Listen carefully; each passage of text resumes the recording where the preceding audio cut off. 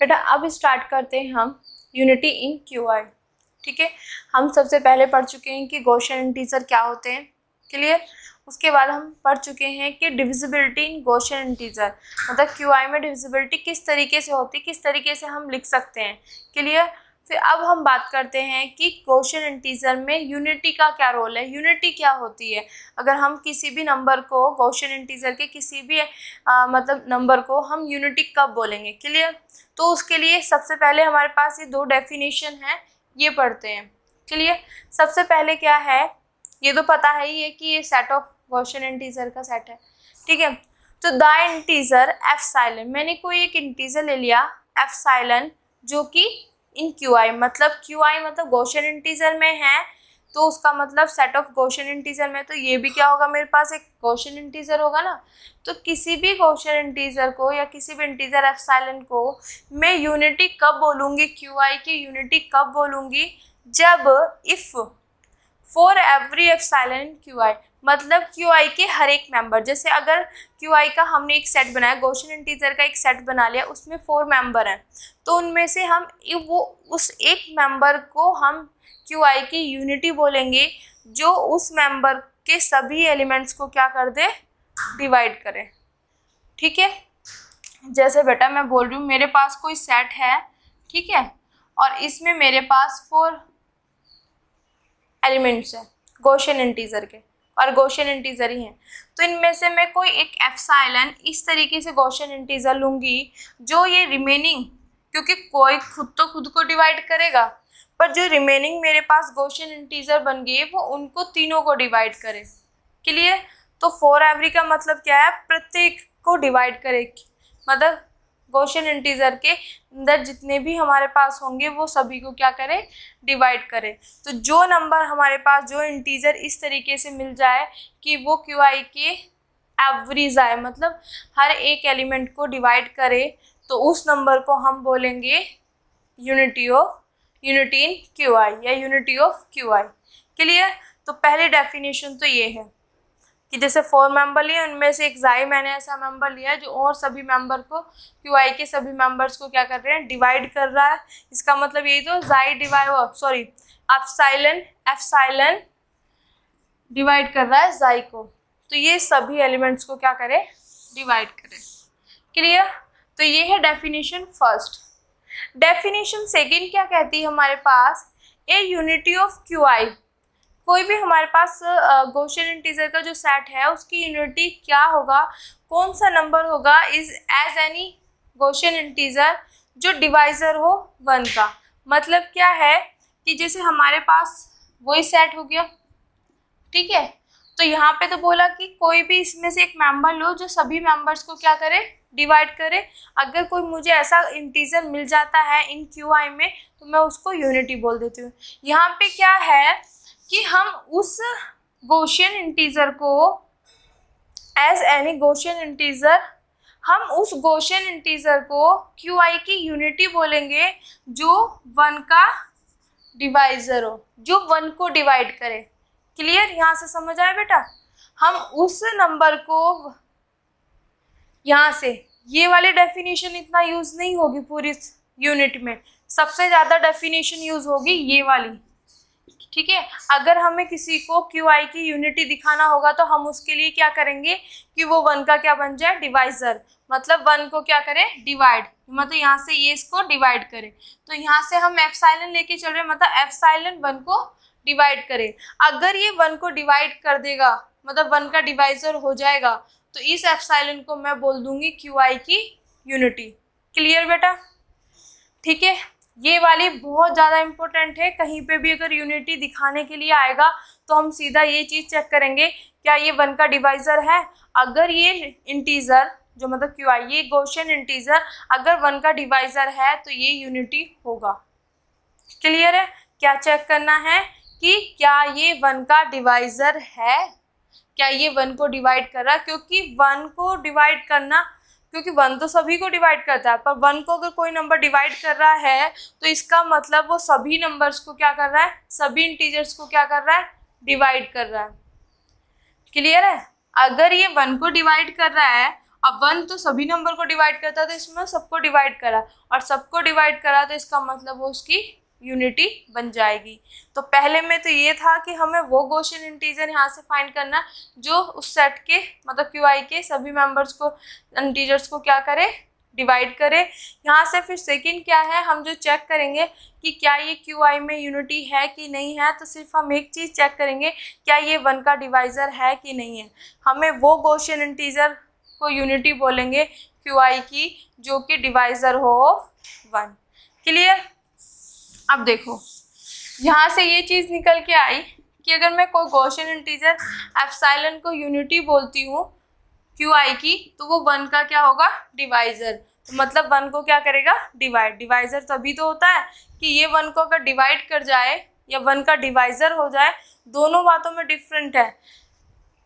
Difference क्या है कि ये 1 को डिवाइड कर रहा है, या जब इसको डिवाइड कर रहा है तो जो डिवाइड करता है उसको डिवाइज़र बोलते हैं ना, कि ये 1 का डिवाइज़र हो जाए। अब जो दो थ्योरम्स, दो स्टेटमेंट मैंने डेफिनेशन यहाँ पे लिखी है QI की यूनिटी की, तो ये दोनों इक्विवेलेंट है। कैसे हैं वो देखते हैं। मैंने अभी बोला कि 1 जो है वो सभी नंबर्स को डिवाइड करता है, तो मतलब 1 जो है जितने भी हमारे पास गॉसियन इंटीजर है सभी को डिवाइड करेगा। तो मैंने यहाँ पे गॉसियन इंटीजर सभी के लिए क्या माना हुआ, ज़ाई, तो 1 डिवाइड करेगा ज़ाई को, ठीक है। और यहाँ से सेकंड डेफिनेशन से हम बोल रहे हैं कि ज़ाई डिवाइड करे, सॉरी एप्सिलॉन डिवाइड कर रहा है 1 को। तो हम बेटा यहाँ पे एक हमारे पास कॉन्ग्रुएंसी वाले उसमें जब हम ग्रेजुएशन में थे उसमें हमने मतलब वहाँ पे एक रिजल्ट पढ़ा हुआ है कि अगर A डिवाइड करेगा B को और B डिवाइड करेगा C को, तो इम्प्लाइज दैट A डिवाइड करेगा C को। A डिवाइड कर रहा है B को, B डिवाइड कर रहा है C को, तो A डिवाइड करेगा C को। मतलब ये दोनों सेम होने चाहिए। क्लियर। या जैसे हम मान लें कि 2 डिवाइड कर रहा है 10 को, 2 डिवाइड कर रहा है 10 को, 10 डिवाइड कर रहा है मेरे पास यहाँ पे 20 को, तो इम्प्लाइज दैट 2 डिवाइड करेगा 20 को, और ये चीज़ होती ही है। क्लियर, समझ आ गया बेटा। तो ये क्या है, दो स्टेटमेंट ले लिए। एक में हमने वो लिया कि वो नंबर आएगा जो QI के सभी नंबर्स को डिवाइड कर रहा है। दूसरा हम यूनिटी उसको बोलेंगे, उस गॉसियन इंटीजर को बोलेंगे जो 1 का डिवाइज़र हो। अब हम इन दोनों से देखते हैं, इस वाले से, ठीक है। मुझे पता है 1 सभी नंबर्स को डिवाइड करता है, मतलब सभी गॉसियन इंटीजर को डिवाइड करेगा। यहाँ पे गॉसियन इंटीजर में सभी के लिए लेके चल रही हूँ ज़ाई, तो 1 डिवाइड करेगा ज़ाई को। अब मैंने यहाँ से इस स्टेटमेंट से लिखा हुआ है कि एप्सिलॉन डिवाइड कर रहा है 1 को। अब यहाँ पे देखो, A की जगह एप्सिलॉन है, B की जगह 1 है, B की जगह 1 है, और यहाँ पे ज़ाई की जगह C है। A डिवाइड कर रहा है B को, B डिवाइड कर रहा है C को, तो यहाँ से हम लिख सकते हैं A डिवाइड करेगा C को, और A की जगह क्या है यहाँ पे एप्सिलॉन, तो एप्सिलॉन डिवाइड करेगा ज़ाई को। क्लियर, ये चीज़ समझ आई बेटा। यहाँ पे लिख देती हूँ, ये A डिवाइड C, तो यहाँ से हो जाएगा एप्सिलॉन डिवाइड कर रहा है ज़ाई को। क्या हुआ, ये चीज़ चेक करनी, ये दोनों सेम होने चाहिए। A divide B, B divide C, तो A divide C, A divide C, ठीक है। ये दोनों सेम है कि एप्सिलॉन 1 को डिवाइड कर रहा है, 1 ज़ाई को डिवाइड कर रहा है, तो इसका मतलब क्या एप्सिलॉन ज़ाई को डिवाइड करेगा। और यही मेरी फर्स्ट स्टेटमेंट थी, फर्स्ट डेफिनेशन थी ऑफ यूनिटी, ठीक है।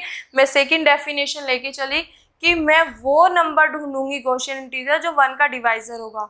अब मुझे पता है 1 हर एक नंबर को डिवाइड करता है, तो यहाँ से इस रिजल्ट के बेस पे हम कह सकते हैं कि एप्सिलॉन डिवाइड कर रहा है ज़ाई को, जो कि मेरे पास फर्स्ट स्टेटमेंट थी, ठीक है।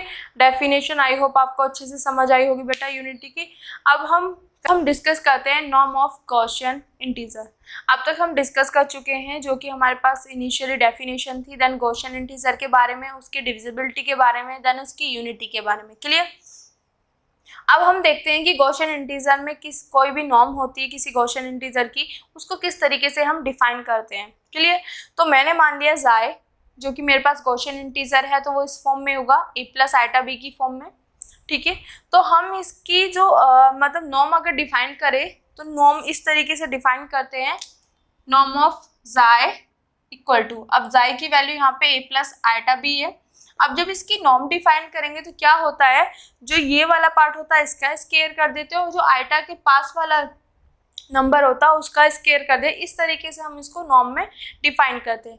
तो हम इसको आसान भाषा में किस तरीके से बोलेंगे कि किसी भी गॉसियन इंटीजर का अगर मैं नॉर्म लेती हूँ तो वो क्या होता है, अगर मेरे पास ए प्लस आइटा बी की फॉर्म में है तो ए का स्क्वायर प्लस के बी का स्क्वायर, क्योंकि यह हम जो हमारी प्रीवियस नॉलेज होती है उससे रिलेट कर सकते हैं। कैसे बेटा, कि अगर मेरे पास a प्लस आइटा बी, हम जब कॉम्प्लेक्स नंबर में बात करते हैं तो this is the real part, this is the imaginary part. तो जब हम नॉर्म निकालें तो इस रियल पार्ट का स्क्वायर प्लस इमेजिनरी पार्ट का स्क्वायर, इस तरीके से करते हैं ना। तो उस तरीके से भी हम लिंक कर सकते हैं, माइंड में सेट कर सकते हैं कि किस तरीके से बोलते हैं।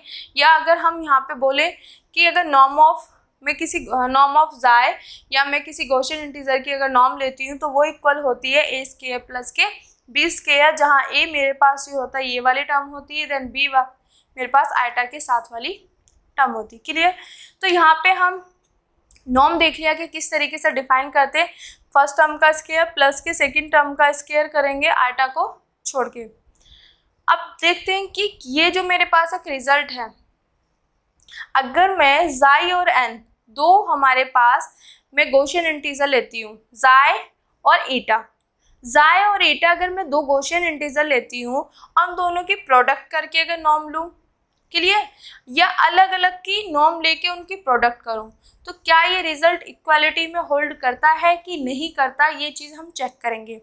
ये रिजल्ट है बेटा कि ठीक है, दो गॉसियन इंटीजर की प्रोडक्ट करके अगर उसकी नॉर्म ले तो वो इक्वल हो जाती है अलग अलग के नॉर्म की प्रोडक्ट के बराबर। क्लियर। तो सबसे पहले मैं ले लेती हूँ यहाँ से लेट जाई मैंने ले लिया a प्लस के आइटा बी, ईटा ले लिया c प्लस के आइटा d। दो गॉसियन इंटीजर ले लिए जहाँ पे मेरे पास a b c d जो होंगे वो रैशनल इंटीजर होंगे।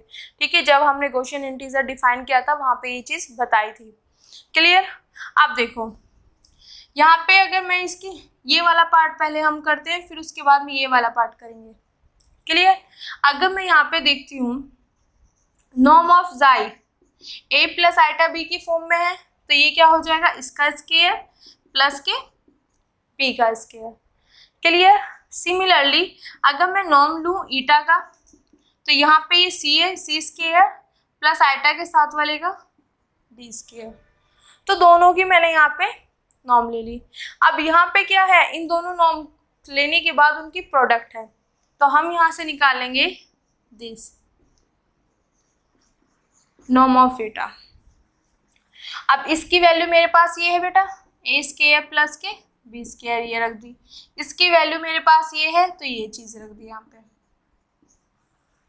क्लियर। अब क्या करेंगे हम मल्टीप्लाई, जैसे कि हम अपनी छोटी क्लासेस में करते हैं फैक्टर की मल्टीप्लाई जो करते हैं वही हमें यहाँ पे प्रोसीजर अपनाना है। कैसे कि मेरे पास दो फैक्टर है, एक ये है और एक ये है। इस फैक्टर का मैं फर्स्ट एलिमेंट लूंगी इस तरीके से और ये पूरा का पूरा factor as it is. Clear. Plus ये वाला साइन, फिर मैं ये वाला फैक्टर का इस वाले फैक्टर का सेकेंड एलिमेंट लूंगी और ये वाला factor as it is. Clear. क्या किया बेटा, हमने ये लिए दो गॉसियन इंटीजर ले लिए, दोनों की norm according to this define कर दी, क्योंकि हमें पता है कोई भी गॉसियन इंटीजर होगा अगर उसकी नॉर्म डिफाइन करेंगे तो इसका स्क्वायर प्लस आइटा की टर्म वाले के साथ का स्क्वायर, इस तरीके से नॉर्म डिफाइन की जाती है। क्लियर। फिर यहाँ पे इन दोनों की प्रोडक्ट लेनी है तो दोनों की प्रोडक्ट ले ली, वैल्यू रख दी।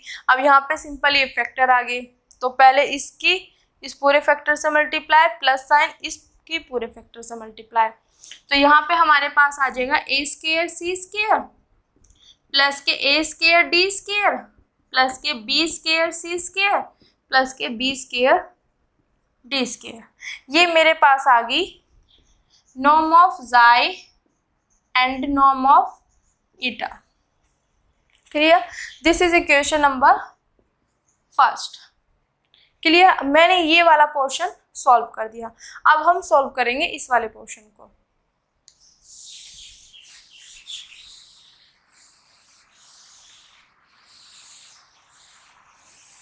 अब देखो बेटा, इस वाले पोर्शन में क्या है, सबसे पहले जो मेरे पास दो गॉसियन इंटीजर है इनकी मल्टीप्लाई करनी है। तो मैं लूंगी यहाँ से जाय और ईटा की प्रोडक्ट करनी है। तो जाय और ईटा, जाय की वैल्यू क्या है मेरे पास a प्लस के आयटा b, ईटा की वैल्यू c प्लस के आयटा d। क्लियर, यहाँ पे d है बेटा। क्लियर, अब देखो जब मल्टीप्लाई करेंगे ये भी दो फैक्टर है, ठीक है। तो इसकी पहले मैं करूंगी इस पूरे से, फिर प्लस साइन, फिर इसकी करूंगी इस पूरे से। क्लियर, अब यहाँ पे देखो अंदर मल्टीप्लाई AC प्लस के आयटा AD प्लस के आयटा BC प्लस के BD हो गया और आयटा स्केयर। क्लियर, अब देखो बेटा यहाँ पे AC प्लस के आयटा AD प्लस के आयटा BC। अब देखो यहाँ पे आयटा स्केयर की वैल्यू क्या होती है -1, तो यहाँ पे -1 रखा, -1 की से मल्टीप्लाई करूँ तो -BD हो जाएगा। क्लियर, अब सिमिलरली यहाँ पे देखो ये जो रियल विदाउट आयटा वाली नंबर है उनको एक साइड और आयटा वालों को एक साइड कर लेते हैं। AC माइनस के BD प्लस के आयटा AD प्लस के BC। ये चीज़ क्यों की हमने, क्योंकि हमें पता है कि जब भी हम किसी गॉसियन इंटीजर का नॉर्म डिफाइन करते तो हम इस तरीके से चेक करते विदाउट आयटा वाला और आयटा वाला, इस तरीके से। तो विदाउट आयटा और आयटा वाला टर्म्स, ठीक है। ये आ गया मेरे पास जाई ईटा। अब मुझे तो इसकी नॉर्म चाहिए तो नॉर्म करें जाई और ईटा। अब इसकी नॉर्म करेंगे तो सिमिलर वैसी होगा जैसे इनकी करते हैं, फर्स्ट का और सेकंड का स्केयर। तो यहाँ पे इसका स्केयर प्लस इस पूरे का स्केयर। क्लियर, कैसे किया, यहाँ पे सिंपली लेके नॉर्म डिफाइन करके प्रोडक्ट कर दिया, ये मेरे पास इक्वेशन फर्स्ट आ गई। फिर मैंने इन दोनों को मल्टीप्लाई किया, आयटा वाली एक साइड कर दी टर्म और विदाउट आयटा वाली एक साइड। फिर क्या होता है विदाउट आयटा वाली टर्म्स का स्केयर प्लस के आयटा वाली टर्म्स का स्केयर आयटा के साथ जो है। क्लियर, इतना कर लिया हमने।